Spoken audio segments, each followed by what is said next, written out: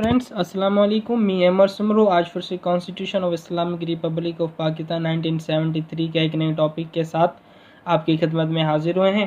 Basically हमारी lecture series number 21 है, जिसमें हम डिस्कस करेंगे आर्टिकल नंबर 48 और 49। तो आज जो है हमारा चैप्टर जो प्रेसिडेंट का है वो ख़त्म होगा। तो सबसे पहले मैं स्टार्ट करते हैं आर्टिकल नंबर 48। तो आर्टिकल नंबर 48 डिफाइन कर रहा है president to act on advice. जो प्रेसिडेंट है वो किसकी एडवाइस के ऊपर एक्ट करेगा।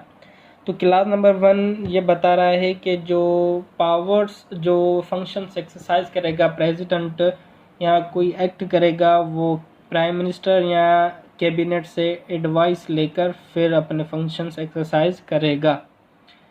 तो फर्दर ये एक्सेप्शंस बताई गई है कि प्रेसिडेंट जो है जो 14 दिन के बाद जो है वो अगर कोई कैबिनेट प्रेसिडेंट को एडवाइस देती है या प्राइम मिनिस्टर जो है प्रेसिडेंट को एडवाइस देता है तो 14 डेज़ के बाद वो प्राइम मिनिस्टर को रिकंसीडर या कैबिनेट को रिकंसीडर के लिए भेज सकता है। रिकंसीडर करने के बाद वो एडवाइस या वो नोटिफिकेशन जो है वो फिर से रिसीव होगा प्रेसिडेंट को। तो उसके बाद प्रेसिडेंट जो है 10 दिन के अंदर अंदर एडवाइस के ऊपर अमल करेगा। ठीक है, तो ये एक्सेप्शन से बता रहा है। क्लास नंबर 2 में ये डिफाइन कर रहा है कि क्लास नंबर 1 में जो भी बातें बताएंगे उसके अलावा अगर कोई भी मैटर है तो प्रेसिडेंट अपनी डिस्क्रिएशन अपनी समझ इस्तेमाल कर उसके ऊपर डिसीजन दे सकता है। तो अगर कॉन्स्टिट्यूशन ने प्रेसिडेंट को एम्पावर किया है कि आप जो है किसी भी मैटर के ऊपर जो है डिस्क्रिएशन यूज़ कर अपनी समझ इस्तेमाल कर डिसीजन दे सकते हैं, तो इसमें यह है कि वो किसी से एडवाइस नहीं लेगा, क्योंकि कॉन्स्टिट्यूशन ने उसको एम्पावर किया हुआ है कि आप जो है मैटर सुन सकते हैं। अगर प्रेसिडेंट कोई भी डिसीजन दे देता है तो उस डिसीजन को हम क्वेश्चन ऑफ लॉ के कोर्ट में जाकर क्वेश्चन नहीं करेंगे कि ये जो डिसीजन है वो जो है क्या है, वो हमारे फेवर में नहीं है या हमारे साथ जो है इनजस्टिस हुई है।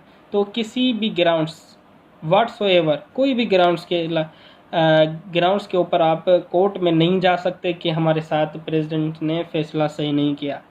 तो ये क्लास नंबर 2 बता रहा है और क्लास नंबर 3 जो है ओमिटेड है। बात है क्लास नंबर 4 की तरफ। क्लास नंबर 4 सिंपली ये डिफाइन कर रहा है कि जैसे ही हमने क्लास नंबर 2 में बात की कि प्रेसिडेंट कोई भी डिसीजन देगा उसमें उसको हम कोर्ट ऑफ लॉ में नहीं लेके जा सकते, तो ऐसे ही अगर प्राइम मिनिस्टर या प्राइम मिनिस्टर की कैबिनेट या मिनिस्टर्स ऑफ द स्टेट अगर प्रेसिडेंट को कोई भी एडवाइस देते हैं तो वो एडवाइस प्रेसिडेंट के लिए बाउंड होगी और उस एडवाइस को हम ना ही किसी कोर्ट ना ही किसी ट्रिब्यूनल या कोई दूसरी अथॉरिटी में जाकर जो है क्वेश्चन कर सकते हैं कि ये एडवाइस सही नहीं है। क्लास नंबर 5 पे आते हैं कि प्रेसिडेंट जो है नेशनल असेंबली डिसॉल्व कर सकता है अपनी डिस्क्रिएशन यूज़ करके। तो उसके लिए क्या है कि 1A में ये बता रहा है अपॉइंट अ डेट, एक डेट अपॉइंट करेगा not later than 19 date from the date of the dissolution for the holding of a general election to the national and appoint a caretaker cabinet. तो simply जो है एक date मुकर्रर की जाएगी। अगर नेशनल असेंबली को डिसॉल्व करना है तो एक डेट मुकर्रर की जाएगी कि जब नेशनल असेंबली को डिसॉल्व करना है उससे ठीक 19 डेज़ पहले वो डेट जो है तय की जाएगी कि अब जनरल इलेक्शन कब होगी। और उसके साथ साथ केयर टेकर कैबिनेट भी अपॉइंट की जाएगी जो नेशनल असेंबली की केयर करेगी। अब आते हैं क्लास नंबर 6 की तरफ।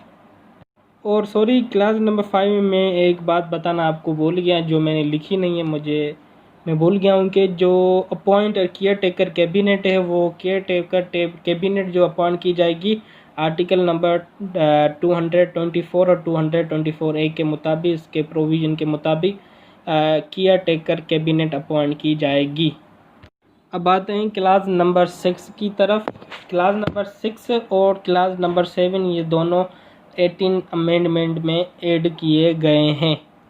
क्लास नंबर 6 में जो बात बताई गई है, ये पावर जो है पहले प्रेसिडेंट के बाद था, तो अब प्राइम मिनिस्टर को दिया गया है कि पब्लिक इम्पोर्टेंस या नेशनल इम्पोर्टेंस के मुतालिक कोई भी मैटर है तो प्रेसिडेंट अगर कोई भी रेफरेंडम पास करवाना चाहता है तो वो जो है मैटर जो है पार्लियामेंट में रिफर्स करेगा। उसके बाद जो है पार्लियामेंट उस मैटर को अप्रूव करेगी जॉइंट सेटिंग में।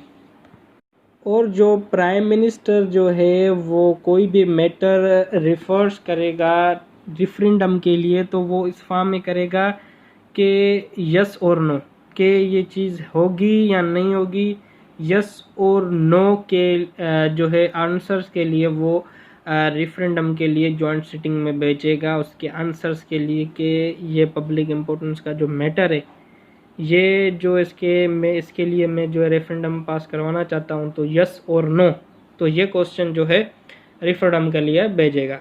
क्लास नंबर 7 मीन्स के क्वेश्चन फॉर्म में दे देगा कि इसका जो आंसर है हाँ या ना है।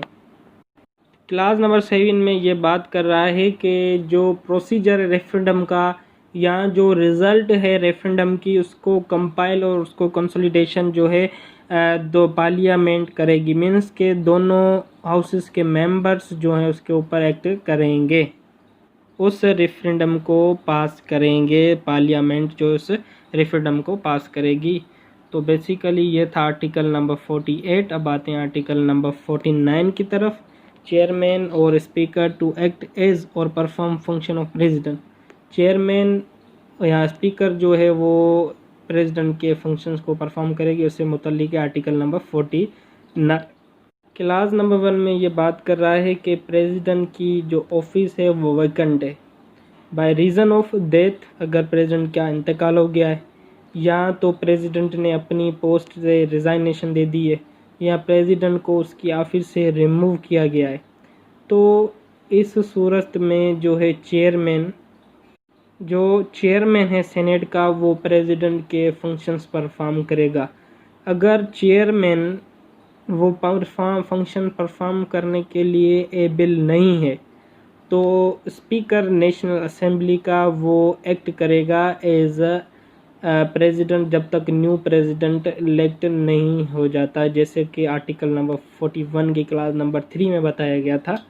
तो अगर प्रेसिडेंट की इलेक्शन के होने के बाद नया प्रेसिडेंट नहीं आ जाता, तब तक के लिए नेशनल असेंबली का स्पीकर होगा या चेयरमैन होगा या दोनों में से कोई भी अनेबल है तो उसकी जगह पर कोई दूसरा आ जाएगा।